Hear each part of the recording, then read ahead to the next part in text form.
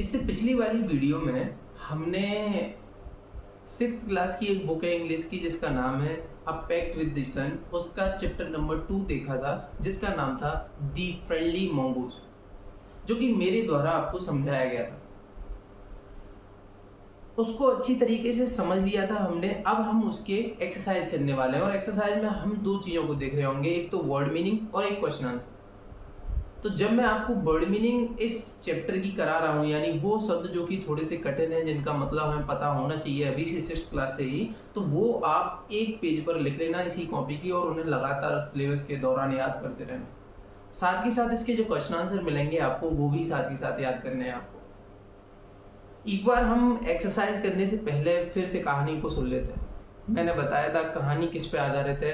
कहानी आधारित है मिसअंडरस्टैंडिंग पे। मिसअंडरस्टैंडिंग का मतलब क्या होता है? मिसअंडरस्टैंडिंग का मतलब होता है गलतफहमी, यानी किस तरीके से गलतफहमी के कारण हम गलत निर्णय ले लेते हैं, डिसीजन ले लेते हैं। इसी बात पर ये चैप्टर आधारित था।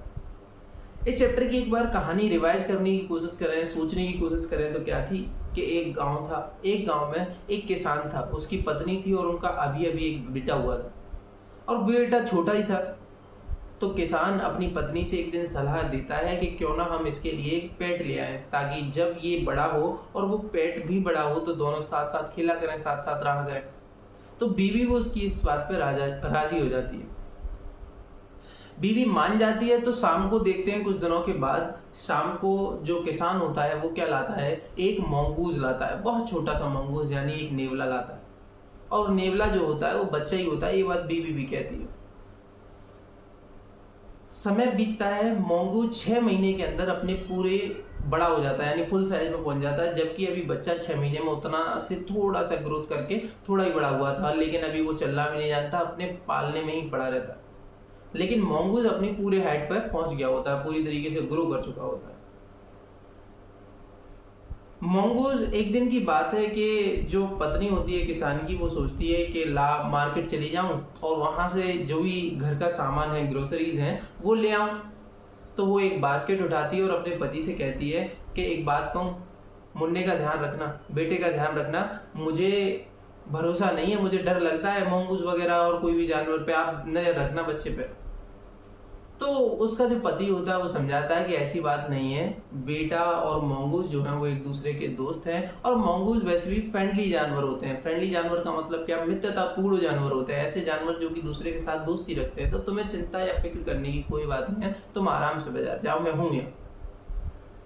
लेकिन क्या होता है, जब वो बाजार चली जाती है तो किसान को अपने खेत देखने का मन होता है। खेत उसके बिल्कुल घर के पास ही है, जरा से दूर है, तो वो वहां से खेत के लिए चल जाता है, क्योंकि उसको तो भरोसा होता है मंगूज ऐसा कुछ करने वाला नहीं है। और उधर से जब वो खेत पे से लौट रहा होता है, तब क्या देखता है, तब उसके जो दोस्त होते हैं उनके पास बैठ जाता है, बात करने लग जाता है। तो समय बीत जाता है, बहुत देरी हो जाती है, जब तक बाजार से वो जो किसान की पत्नी होती है टोकरी भर के सामान लेके आ रही होती है, जो भी घर का सामान होता है। और जैसे ही वो घर के गेट के बाहर तक आती है तो वहां पे क्या देखती है कि जो नेवला है उसका इंतजार कर रहा है। और नेवले की तरफ जब उसकी आंख जाती है, नजर जाती है, तो वो देखती है कि नेवला जो है वो खून से सना हुआ है, पूरा लथपथ है खून से। इस बात को देखकर उसका दिमाग खराब हो जाता है और वो दिमाग में अपने में आइडिया लगा लेती है कि आज इसने मेरा बच्चा खा लिया, मार दिया मेरा बच्चा। और इस वजह से पूरे क्रोध के साथ, पूरी ताकत के साथ उस भरी हुई टोकरी को उस नेवले के ऊपर दे मारती और सीधे घर में भाग के जाती। सीधे जब घर में देखती है तो क्या देखती है, काला सा सांप जमीन पर फटा पड़ा है, मरा पड़ा है, उसी में से खून बह रहा है और उसका बच्चा जो अभी तक सो रहा है, कोई दिक्कत नहीं, अभी तक जगह भी नहीं है। अब उसको पछतावा होता है, भयंकर पछतावा होता है। एक साथ बाहर भाग के आती है और देखती है उस नेवले को हाथ में उठाते, रोने लग जाती है और सारी कहानी को बयां करती है अपने दिमाग में। और वो समझ चुकी होती है कि मुझसे गलती हो गई है, एक्चुअल में जो खून था इसके शरीर पर और इसके पंजों में वो मेरे बेटे का नहीं था, वो सांप का था। इसने मेरे बेटे की जान बनाई और मैंने इसको क्या दिया, मैंने इसको इनाम दिया, किसका? मौत का। वो नेवला जो है मर चुका है। अब वो रो रही है, करा रही है, लेकिन इसका कोई फायदा नहीं है, क्योंकि जो होना था वो हो गया। नेवले के पास अब उसकी जो रोने की आवाज है वो पहुंचने वाली नहीं है। साथ ही साथ इतने में जब वो इस बात के लिए पश्चाताप कर रही होती है, तभी उसके मुन्ने की रोने की आवाज आती है और वो दोबारा से कहाँ भाग जाती है, दूध पिलाने उसको चली जाती है। ये जो कहानी है ये पंचतत्व नाम की बुक का छोटा सा हिस्सा है जो कि विष्णु शर्मा के द्वारा लिखी गई है। और मैं आशा करता हूँ आपकी ये कहानी अच्छी तरीके से समझ में आ गई होगी, आप इसको दिमाग में रख सकते हैं और ये बात ध्यान रखें कि गलत फहमी का निर्णय गलत हो सकता है। तो हमेशा सोच विचार के काम करना चाहिए और इसी सोच विचार के साथ अब हम इस चैप्टर में दिए गए क्वेश्चन आंसर्स के बारे में बात कर लेते हैं। क्वेश्चन आंसर्स से पहले हम क्या करते हैं, वर्ड मीनिंग देख लेते हैं। जो भी इस चैप्टर में वर्ड मीनिंग इस्तेमाल करे गए हैं उनके बारे में देख लेते हैं। सबसे पहली जो वर्ड मीनिंग है उसका नाम है मिसअंडरस्टैंडिंग। मिसअंडरस्टैंडिंग का मतलब क्या होता है, गलतफहमी। फ्रेंडली का मतलब क्या होता है, मित्रतापूर्ण। तीसरी जो मीनिंग है मंगूज, जो कि चैप्टर का नाम ही है। मंगूज का मतलब क्या होता है, नेवला। बिलीव्ड का मतलब क्या होता है, भरोसा करना, जो कि किसान करता था और वो जो किसान की पत्नी थी वो नहीं करती थी। कंपेनियन का मतलब क्या था, साथी। कॉम्पेनियन मतलब होता है साथी, जो कि किसान अपने बेटे के लिए लेके आया था एक नेवले के रूप में। पेट का मतलब होता है पालतू जानवर। ब्रॉड का मतलब होता है लाना। क्रेडल का मतलब होता है पालना। क्रेडल का मतलब क्या होता है, पालना, जिसमें बच्चा झूलता रहता है। ऑल्टरनेटिवली का मतलब होता है वैकल्पिक। ऑल्टरनेटिवली का मतलब अगर आप समझने की चाह रखो तो उसका मतलब वैकल्पिक होता है। वैकल्पिक मतलब ये ना तो ये ना तो ये, या तो ये या तो ये। जैसे वो बताते हैं चैप्टर में कि बच्चा अभी इतना छोटा है, या तो वो सोता है या फिर रोता है, या तो सोता है या फिर रोता है। इस तरीके से उसका जीवन चल रहा है अभी बच्चे का। फीड या फेड दोनों का मतलब क्या होता है, खिलाना है या पिलाना है। तो वो जो माँ है अभी अपने बच्चे को क्या खिलाती है, क्या पिलाती है, दूध पिलाती है।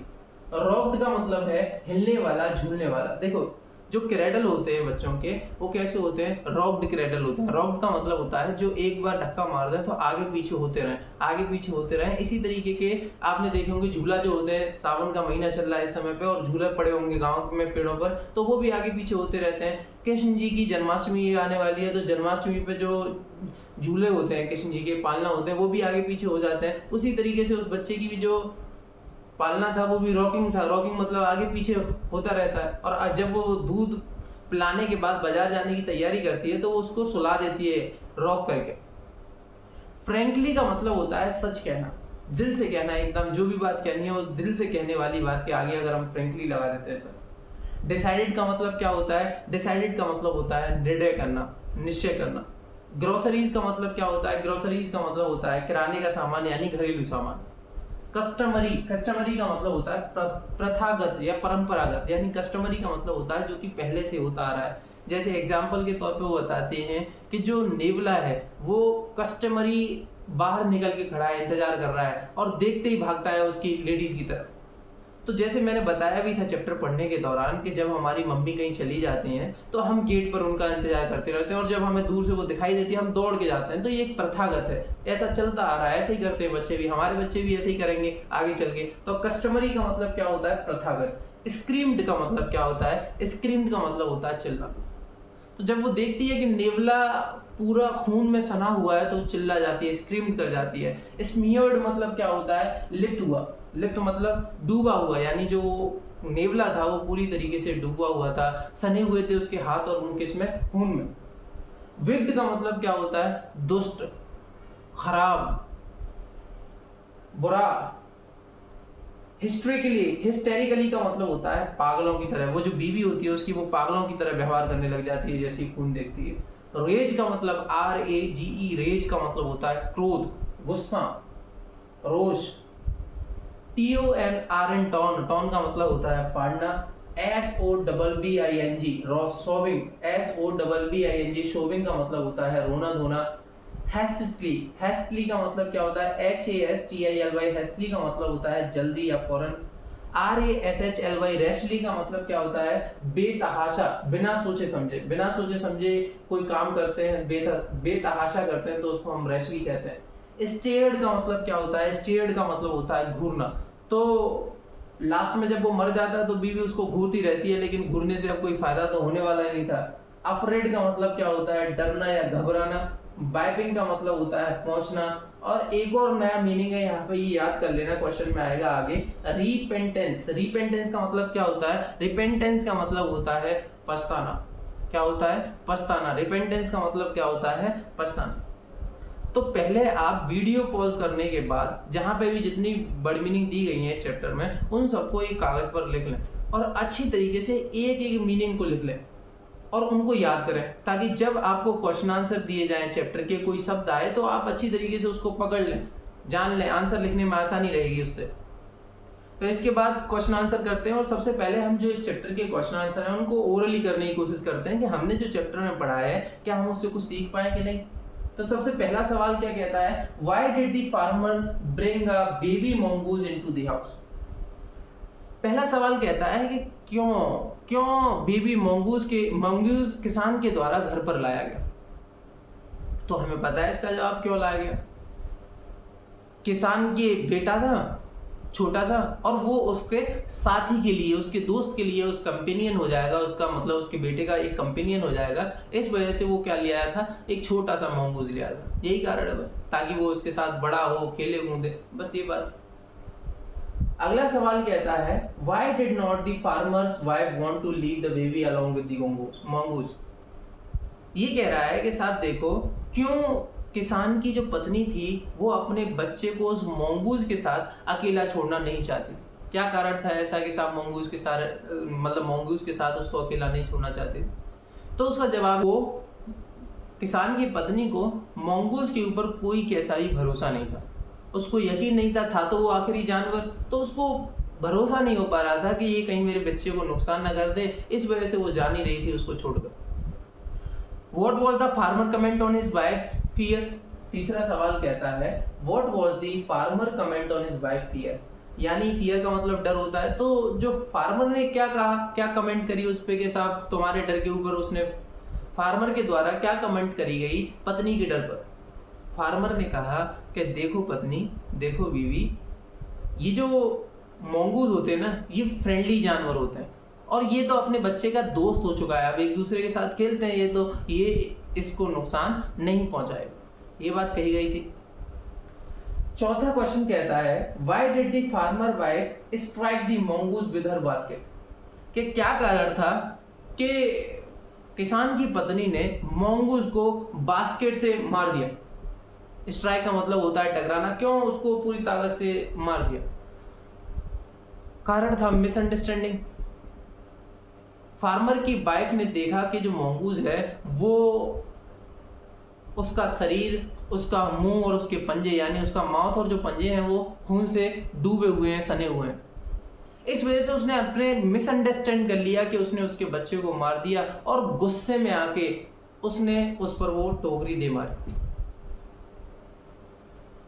पांचवा सवाल कहता है व्हाई डिड शी रिपेंट या रिपेंटेंस का मतलब क्या होता है? पछताना। ठीक है, ये मैं पहले ही बता चुका हूं वर्ड मीनिंग में। Did she repent her hasty action, how does she show her repentance?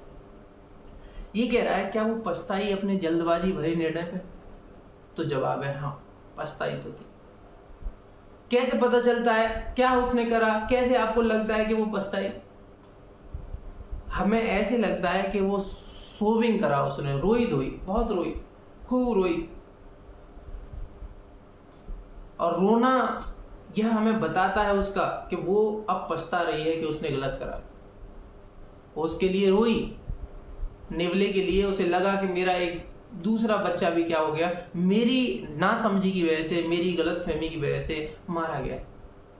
तो ऐसे हमें पता चलता है इस बात से कि उसको पछताना हुआ। अगर पछताना नहीं होता तो वो क्यों रोती? बाहर देखने ही नहीं आती। वो देखती, जैसे ही उसको पता चला सांप मरा पड़ा है, तुरंत बाहर जाती है और रोना शुरू कर देती है। बहुत दुख होता है उसको। अब इन क्वेश्चन आंसरों को हम अच्छी तरीके से लिख लेते हैं अपनी कॉपी में। तो देखिए, सबसे पहला क्वेश्चन क्या था कि why did the farmer bring a baby mongoose into the house? तो मुझे पता है, आपको आंसर पता है कि वो इसलिए लेके आया ताकि उसके जो बेटा है, बच्चा है, उसका क्या बन जाएगा? साथी बन जाएगा। तो द फार्मर नहीं से लिखेंगे, ब्रिंग का ब्रॉड कर देंगे बस। The farmer brought the baby mongoose into the house so that his baby can play with mongoose as companion, ताकि उसका जो बेटा है वो उस मंगूज के साथ खेल सके एक साथी की तरह। इस वजह से वो लेके आया था उस मंगूज को घर में। कोई दिक्कत तो नहीं? समझ में आ रहा है आपके? क्वेश्चन नंबर दूसरा कहता है why did not the farmer wife want to leave the baby along with the mongoose? क्या कारण था कि जो पत्नी थी किसान की वो अपने बच्चे को मंगूज के साथ अकेला नहीं छोड़ना चाह रही थी? क्या कारण था उसका? तो हमें आंसर पता है उसका कि the farmer wife did not want to leave the baby alone with the mongoose because she was scared that the mongoose might harm her child. ये कह रहे हैं कि साहब वो किसान की जो पत्नी थी वो अपने बच्चे को छोड़ना नहीं चाहती थी उस मंगूज के साथ, क्योंकि वो डरी हुई थी। She was scared. किस बात से डरी हुई थी? That the mongoose might harm her child. उसको लग रहा था शायद मंगूज मेरे बच्चे को क्या कर सकता है, हार्म कर सकता है, नुकसान कर सकता है, नुकसान पहुंचा सकता है। तो सबसे पहले आप इन दोनों क्वेश्चन आंसर्स को अच्छी तरीके से वीडियो रोकने के बाद लिख लें और फिर मैं आपको आगे जो दिए हैं वो क्वेश्चन आंसर करवाता हूं। लिख लिया आपने? ठीक है। क्वेश्चन नंबर 3 क्या कहता है? What was the farmer comment on his wife fear? कि साहब फार्मर ने उसकी वाइफ के डर पर क्या कहा? देखिए क्या कहा। The farmer assured his wife. Farmer ने अश्योर कराया, पक्का कराया उसको, his wife that the mongoose was a friendly animal. कि जो मंगूज है वो एक फ्रेंडली एनिमल है। फ्रेंडली एनिमल का मतलब क्या है? एक मित्रतापूर्ण जानवर है, दोस्ती करने वाला जानवर है। And it would not hurt her baby. और ये नुकसान नहीं पहुंचाएगा उनके बच्चे को। The farmer also said that the mongoose was a sweet as their baby. फार्मर ने ये भी बात कही कि जैसे हमारा बच्चा अच्छा है ऐसे ये बच्चा भी बहुत अच्छा है, मंगूज बहुत अच्छा है। And they were best friend. और ये दोनों कैसे हैं? पक्के दोस्त हैं। ये बात कही उसने अपनी बीवी के डर पर। चौथा क्वेश्चन कहता है why did the farmer wife strike the mongoose with her basket? क्या कारण था कि मंगूज के ऊपर उसकी पत्नी ने बास्केट दे मारी? क्या वजह थी उस बास्केट मारने की? तो जवाब हमें पता चलता है when the farmer wife reached home with her basket. कि जब किसान की पत्नी अपनी उस मार्केट से वापस आई बास्केट के साथ, she saw the mongoose at the door with his face and pause. Pause का मतलब होता है पंजे। Face and pause covered with blood. जब किसान की पत्नी घर पहुंची तो उसने देखा कि उसके दरवाजे पे मंगूज बैठा है और उसका जो फेस है और उसके जो पंजे हैं वो ब्लड से कवर्ड हैं, ढके हुए हैं। सी थॉट, उसने सोचा, that the mongoose had killed her baby. उसे लगा कि मंगूज ने उसका बेटा मार दिया है। इन एंगर, गुस्से में, she hit the mongoose with her heavy basket. और उसने उस मंगूज को मारा उस भरी हुई बास्केट से, भारी बास्केट से। आपकी समझ में आ गया? ये भी कोई दिक्कत तो नहीं? तो इसको भी वीडियो पॉज करके इन दोनों आंसर्स को भी अच्छी तरीके से लिख लो। लिख लिया? ठीक है। अगला क्वेश्चन देखो। क्वेश्चन नंबर 5 कहता है did she repent her history action? क्या उसे पश्चाताप हुआ अपने उस जल्दबाजी भरे निर्णय पे? How does she show her repentance? और किस तरीके से वो अपने पश्चाताप को दिखाती है, दर्शाती है, बताती?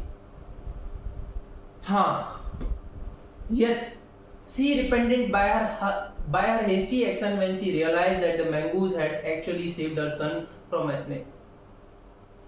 उसको बड़ा दुख होता है जब वो देखती है कि हकीकत में मंगूज ने क्या करा था। मंगूज ने उसके बच्चे को बचाया था। किससे? स्नेक से। She ran out looking for the mongoose। और वो दौड़ी बाहर मंगूज को देखने के लिए, but it was already dead। लेकिन वो मर चुका था। She sobbed and felt extremely sorry for her hasty action। और she sobbed का मतलब है रोना धोना। उसने बहुत रोया और बड़ी उसको गलती महसूस हुई अपने इस तेज भरे निर्णय पे, जल्दबाजी भरे निर्णय पे। कोई दिक्कत तो नहीं? आंसर 5 भी आपकी समझ में आ गया? इसमें 5 ही क्वेश्चन आंसर दे रखे हैं, जिन 5 के आंसर्स आप समझ चुके हो। बट मीनिंग में देख लेते हैं। लास्ट एक सवाल हमसे क्वेश्चन करता है, यानी चैप्टर में एक क्वेश्चन और दे रखा है, इस तरीके का है, एक बार देख लीजिए आप। डू यू हैव अ पेट? क्या आपके पास कोई पालतू जानवर है? हो सकता है हमारे घर पर कोई ना कोई कुत्ता, बिल्ली, बकरा, बकरी, कोई ऐसे पालतू जानवर, भैंस, गाय, ऐसे कुछ जानवर हों। किसी ना किसी घर पे तो होंगे। शहरों में ज्यादातर हमें देखने को नहीं मिलते, लेकिन गाँव में तो हमें पक्का देखने को मिल जाएंगे। ज्यादातर बच्चों के घर होंगे। अब कैट और डॉग अगर है तो कोई कौन सा है? बिल्ली है या कुत्ता है, इसके अलावा और कोई है? If not, would you like to one? ये कह रहा है कि अगर आपके घर में कोई जानवर पालतू नहीं है, क्या आपको, अगर नहीं है तो क्या आपको पसंद है? How would you look after it? कैसे आप उसकी देखभाल करते हो अगर है तो? आर यू फॉर और against keeping bird in the cage as pets? और क्या आप इस बात के साथ हो या फिर खिलाफ हो कि हमें पक्षियों को पिंजरे में रखना चाहिए? देखिए मैं एक बार और बता दूं क्या कह रही है लाइन। ये कह रही है कि क्या आपके घर पर कोई किसी तरीके का पालतू जानवर है? अगर है तो आप उसकी देखभाल कैसे करते हैं? तो बता रहे हैं हम साहब, कुत्ता अगर बिल्ली किसी घर पे, बकरी है किसी घर पे, गाय भैंस कोई भी चीज है, तो आप देखोगे उनकी देखभाल अच्छी तरीके से करी जाती है। उन्हें समय पर खाना दिया जाता है, उन्हें पानी पिलाया जाता है समय पर, अच्छी तरीके से मौसम की मार से बचाया जाता है। जब उन्हें ठंड लगती है तो कपड़े पहनाए जाते हैं, और जब बारिश होती है तो उन्हें दूसरी जगह पर बांध दिया जाता है। ज़्यादा गर्मी पड़ती है तो छाया में बांधा जाता है, पेड़ों के नीचे या टीन शेड के अंदर। ऐसा होता है कि नहीं होता? अब ये कह रहे हैं कि मान लीजिए किसी घर पे पालतू जानवर के नाम पे पक्षी हो, और वो पक्षी तो पिंजरे में रहते हैं। अगर पिंजरे में रहते हैं तो ये बताओ, क्या पिंजरे में पक्षियों को रखना सही है या गलत है? ये पूछना है, क्या आप इस बात के साथ हो या फिर गलत? देखिए पिंजरे में जब पक्षी होता है, चाहे हम उसको कितना भी अच्छा भोजन दे दें, कितना भी अच्छा, अगर आप अपने आप को इमेजिन करके देखो, सोच कर देखो कि आपको एक कमरे में बंद कर दिया जाए, जेल में बंद कर दिया जाए, जहाँ पे आपका दुनिया से संपर्क खत्म कर दिया जाए, आप अपने जैसे व्यक्तियों से बोल ना सकते हो, बात ना कर सकते हो, और आपको अच्छा अच्छा खाना दिया जाए, क्या आपको पसंद होगा? आप जिस चीज के लिए बने थे, आसमान में उड़ने के लिए, वो आपसे छीन लिया गया, क्या आपको पसंद होगा? सोच कर देखिए, जवाब ना ही निकलेगा। तो हमें भी पक्षियों से प्यार करना चाहिए, नहीं कि उन्हें इतना भी प्यार नहीं करना कि उन्हें पिंजरे में बंद करके ले आए घर पर। अगर प्यार करना ही है तो उन्हें बाहर जहां पर भी है उनकी मदद करिए, खाना खिलाइए उनको, पानी रखिए उनके लिए। एक और बात ये पूछते हैं, अगर तुम्हें कोई पसंद है और तुम्हारे पास है भी नहीं, तो कौन सी ऐसी चीज है जो कि पेट के रूप में आप अपना रखना चाहोगे? उसको आप कमेंट में आंसर बता सकते हैं। एक पोएट है जिनका नाम है जुबैर अली ताबिश, उनके द्वारा एक बात कही गई है, और वो बताते हैं कि साहब देखो, अगर तुम अच्छी हो तो क्या करना है? अगर आपके घर पे मतलब चिड़िया वगैरह कोई पक्षी है पिंजरे के अंदर, और अगर आप ये मानते हो कि हम अच्छे हैं, बढ़िया है, हम उसको टाइम पे खाना पानी देते हैं, सब कुछ देते हैं, जो भी मुंह मांगे वो देते हैं, तो इस बात से आपके अच्छा होने का पता नहीं चलता। वो कहते हैं कि खाली बैठे हो तो काम मेरा कर दो ना, कोई अच्छा सा जख्म अता कर दो ना, ध्यान से देते हो पंछियों को दाना पानी, इतने अच्छे हो तो पिंजरों से रिहा कर दो ना। अगर तुम इतने अच्छे हो तो पिंजरे से रिहा करना इस बात से बहुत अच्छा है कि तुम उन्हें टाइम पर खाना पानी दो। इस चैप्टर में बस इतना ही। यहाँ पर आप इस चैप्टर में क्या क्या सीखे, आपने इसकी कहानी देखी और समझा कि किस तरीके से हमारी ना समझी, किस तरीके से हमारी गलतफहमी, मिसअंडरस्टैंडिंग हमारे सबसे प्रियों को हमसे छीन लेती है। आपने इस चैप्टर के वर्ड मीनिंग देखे और आपको पता भी चला कि पछताने का कोई फायदा नहीं होता एक बार काम होने के बाद। आपको पता चला इस चैप्टर से क्वेश्चन आंसर्स, वर्ड मीनिंग, और आपके अगर ये चैप्टर अच्छी तरीके से समझ में आया हो तो आप मेरे द्वारा जो चैप्टर पढ़ाए जा रहे हैं उनको औरों को देख सकते हो, साथ ही साथ मेरे इस चैनल को सब्सक्राइब कर सकते हो। Thank you.